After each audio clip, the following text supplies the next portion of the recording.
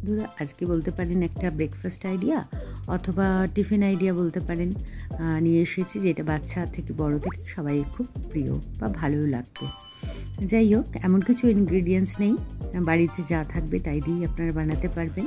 প্রথমে আলু একটু সিদ্ধ করে নিয়েছিলাম, সেটাকে গ্রেট করে নিলাম, তারপর একটু ক্যাপসিকাম দিলাম, একটু চিলি ফ্লেক্স দিলাম, নুন দিলাম, একটু ধনেপাতা দিলাম, একটু কাঁচা লঙ্কা কুচি দিলাম। এটা অপশনাল, আপনারা দিতেও পারেন, না দিতে পারেন। তার মধ্যে দিলাম একটু কুচানো পেঁয়াজ, একটু বেশ ক্রাঞ্চি হবে। আর তার মধ্যে একটুখানি দিয়ে দিলাম গ্রেটেড চিজ, আর তার উপরে দিয়ে দিলাম লাস্টে একটু মেয়োনেজ। এটা তো না দিলে ঠিক জমে না। যাই হোক, এরকমভাবে এবারে একটা করে পাউরুটি নিলাম, যেটা বেশ গোল গোল ব্রেড, আমার খুব পছন্দের। এটা প্রথমে প্রত্যেক পাউরুটির মধ্যে একটু করে সস লাগিয়ে নিলাম, আর অন্যান্য যে পাউরুটিগুলো তার মধ্যে একটু করে বাটার লাগিয়ে নিলাম। নিয়ে এবারে যে আলুর পুরটা বানিয়েছিলাম, একটা করে সসের ওপরে লাগিয়ে দিলাম, দিয়ে ভালো করে স্প্রেড করে নিলাম। নিয়ে তার উপরে এই বাটার লাগানো যে ব্রেডটা ওর ওপরে বসিয়ে দিলাম।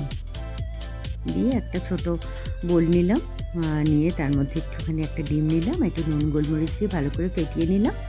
নিয়ে ওই পাউরুটিগুলো ভালো করে ডিপ করে নিলাম। নিয়ে আমার কাছে একটা ফ্রাইং প্যান আছে, যেটা গ্রিলারের ফ্রাইং প্যান। ওর মধ্যে আমি পাউরুটিগুলোকে তেল লাগিয়ে বা বাটার লাগিয়ে, আপনারা যেটা খুশি, আমি তো সাদা তেলই দিয়েছিলাম, দিয়ে পাউরুটিগুলোকে ভালো এপিট ওপিট করে ভালো করে ভেজে নিয়েছিলাম। খুবই ক্রিস্পি হয়েছিল, খুবই ভালো হয়েছে।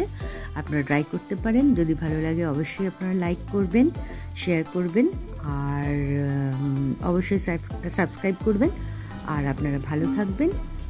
এখানেই শেষ করছি।